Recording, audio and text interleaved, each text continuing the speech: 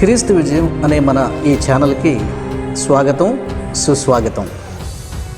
రండి, అనేక వార్తా విశేషాలు తెలుసుకుందాం.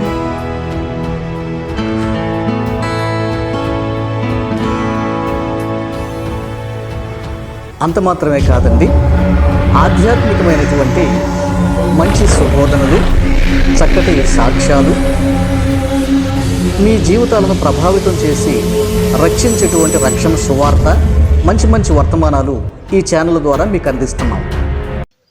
సాధారణంగా ప్రతి మతం కొన్ని ప్రాథమికమైనటువంటి విలువలు కలిగి ఉంటుందండి.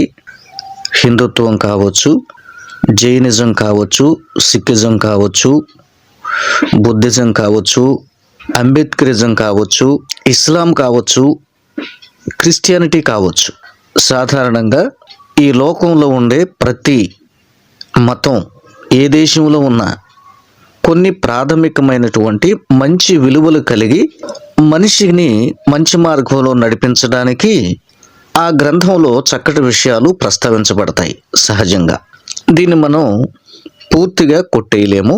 అది హిందుత్వం అయినా, ఇస్లాం అయినా, క్రిస్టియానిటీ అయినా దీన్ని మనం ఖచ్చితంగా ఒప్పుకొని తీరాలి.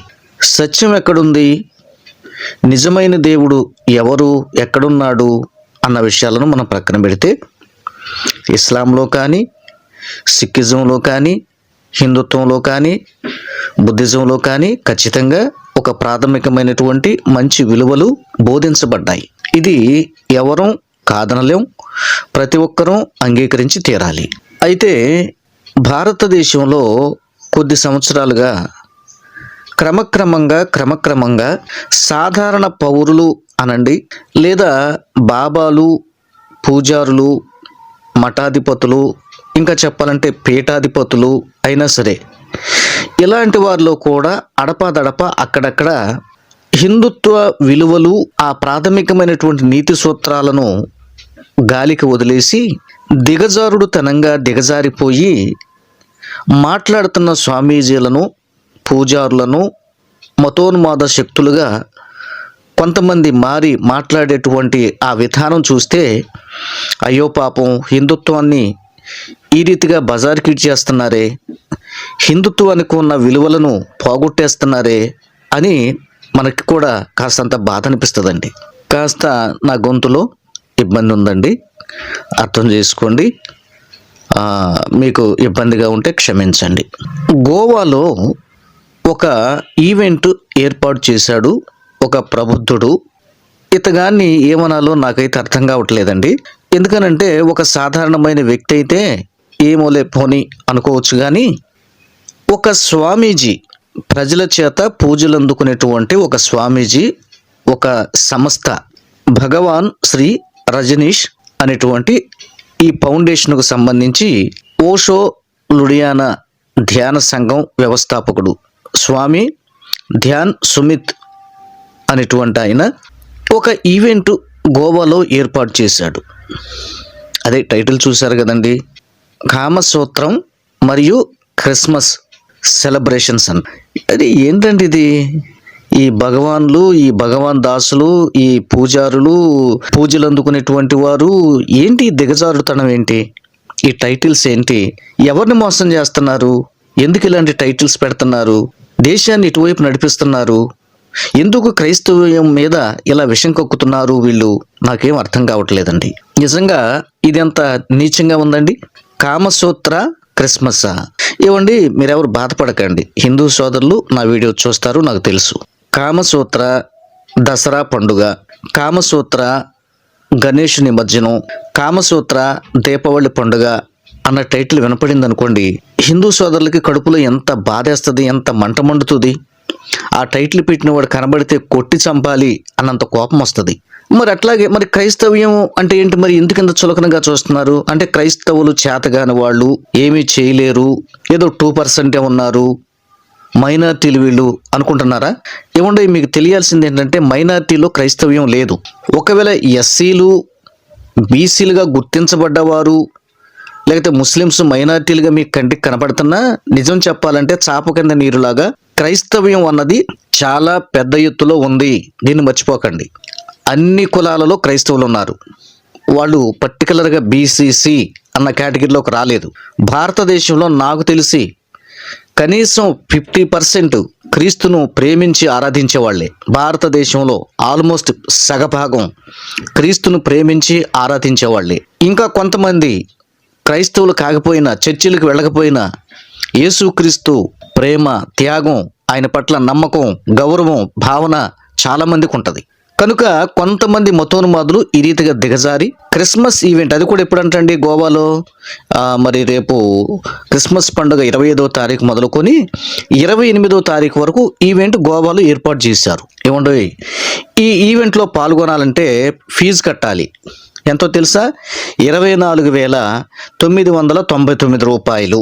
ఈవెంట్లో పాల్గొనాలంటే. ఈవెంట్కి వెళ్ళిన తర్వాత భోజనం ఇస్తారు, అక్కడ ఉండటానికి రూమ్ ఇస్తారు, అక్కడ ఎంజాయ్ చేయడానికి 2-3 రోజులు కలిపి సుమారుగా 25,000 ఫీజు ఏర్పాటు చేశాడు ఈ స్వామీజీ, ఈ మతోన్మాది. మరి ఇలాంటి వాడిని నేను దిగజారి మాట్లాడలేకపోతున్నాను. ఏమనాలో నాకు అర్థం కావట్లా. ఏమనాలో కామెంట్లో మీకు తోచింది మీరేమో అనదలుచుకుంటున్నారో ఈ ఈవెంట్ క్రియేట్ చేసిన ఆ సంస్థను కానీ ఆ వ్యక్తిని కానీ మీరు కామెంట్లో ఖచ్చితంగా మీరు వ్రాయండి. సో కనుక ఇది ఎక్కడ జరుగుతుందండి? గోవాలో దీన్ని ఏర్పాటు చేశారంట. అయితే దీన్ని పోలీసులు నిలిపేశారు. ప్రజల నిరసనల తర్వాత గోవా పోలీసులు కార్యాచరణకు పూనుకొని కామసూత్రం మరియు క్రిస్మస్ కార్యక్రమాన్ని నిలిపేశారు అంటూ మరి వార్తా కథనం వచ్చిందండి. అయితే ఇది సోషల్ మీడియాలో అప్లోడ్ చేసి ఆన్లైన్ ద్వారా బుక్ చేసుకునేటట్లుగా సోషల్ మీడియాలో దీన్ని పోస్ట్ చేయటం అన్నది చాలా అభ్యంతరకరం అండి. ఇది ప్రపంచవ్యాప్తంగా వెళ్ళిపోతుంది. ఏమండి, నిజంగా భారతదేశానికి ఉన్న పరువు ప్రతిష్టలు వీళ్ళు దిగజారుస్తున్నారు. ఒక మాటలో చెప్పాలంటే ఇప్పుడు క్రిస్మస్ ప్రపంచవ్యాప్తంగా గొప్పగా ఘనంగా చేసుకుంటారు. మన దేశం సంగతి అట్లా పెట్టండి, మన క్రైస్తవ సంగతి పక్కన పెట్టండి. కోట్ల కొలది క్రైస్తవులు క్రిస్మస్ పండుగ గొప్ప సెలబ్రేషన్, ప్రపంచవ్యాప్తమైన గొప్ప పండుగ, పెద్ద పండుగ, కోట్ల బిజినెస్ జరిగేటువంటి పండుగ ఏంటంటే క్రిస్మస్ పండుగే. మన భారతదేశంలో కూడా పర్టికులర్గా పెద్ద పండుగ, ఎక్కువ బిజినెస్ అయ్యేటువంటి పండుగ, వ్యాపారాలు జరిగేటువంటి పండుగ, ఏంటి వ్యాపారస్తులకు లాభాలు తెచ్చిపెట్టే పండుగ క్రిస్మస్ పండుగ, పెద్ద పండుగ. మన దేశంలో కూడా ప్రపంచవ్యాప్తంగా కూడా క్రిస్మస్ పండుగే. ఈ ఈవెంట్ను అవమానిస్తూ క్రైస్తవుల మనోభావాలు దెబ్బతినేలాగున టైటిల్స్ పెట్టి కామసూత్ర క్రిస్మస్ ఏంటండి, అసలు దీనికి లింక్ ఏంటండి, ఇట్లాగున రోజు రోజుకు కొంతమంది దిగజారిపోతున్నారండి. ఈ కార్యక్రమం సోషల్ మీడియాలో కూడా పోస్ట్ చేయడం జరిగింది. ఆన్లైన్లో పెట్టారు, కొంత డబ్బును వసూలు చేశారు, డబ్బులు దండుకుంటున్నారు, పోగు చేస్తున్నారు. తర్వాత అక్కడ ఉన్నటువంటి ఆర్చ్ బిషప్లనండి, ఎన్ఆర్ఐలనండి, చాలామంది క్రైస్తవులు దాని మీద తిరుగుబాటు చేశారు. స్త్రీలు కూడా రోడ్డెక్కి ధర్నాలు చేశారు, నిరసనలు తెలియచేశారు. సో తర్వాత గోవా ప్రభుత్వం చర్యలు తీసుకుని ఆ ఈవెంట్ను రద్దు చేస్తున్నాం అని స్టేట్మెంట్ చేసింది. ప్రైజ్ ద లార్డ్, దేవునికి స్తోత్రం. పోలీసులు సకాలానికి చక్కగా స్పందించారు. మత కలహాలు రేగకుండా ప్రపంచవ్యాప్తంగా, ఏమండి చూసారా, ఇది ప్రపంచవ్యాప్తంగా చర్చనీయాంశం అయ్యింది. మీకు తెలుసా, ఇది ప్రపంచవ్యాప్తంగా చాలా బాధ కలిగించే వార్తా కథనం ఇది. ఇలాంటి వార్తా కథనాలు వింటే క్రైస్తవులు ఊరుకుంటారా? ఏమండి, క్రైస్తవులు ఎట్టి పరిస్థితుల్లో దీన్ని సహించలేరు.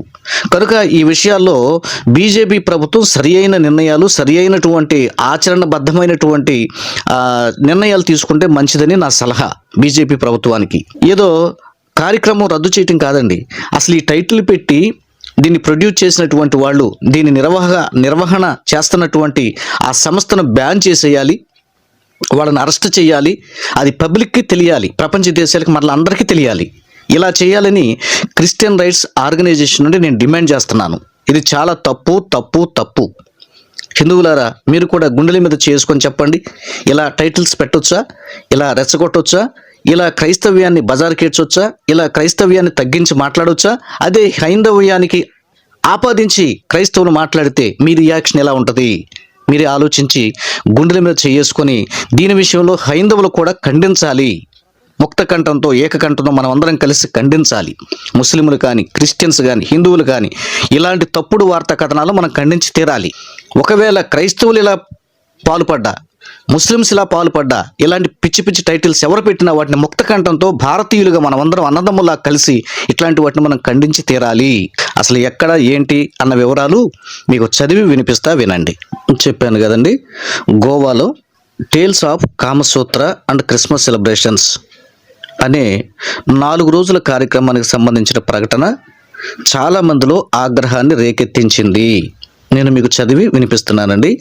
ఈ మాటలు చివరిలో ఖచ్చితంగా వినండి. విషయాలు పూర్తిగా మీకు క్లియర్గా మీకు అర్థమవుతాయి. దీంతో వచ్చే నెలలో జరగాల్సిన కార్యక్రమాన్ని రద్దు చేయాలని నిర్వాహకులను పోలీసులు ఆదేశించారని ఒక పోలీస్ అధికారి మరి ఆదివారం తెలియజేశారు అని వ్రాయబడింది.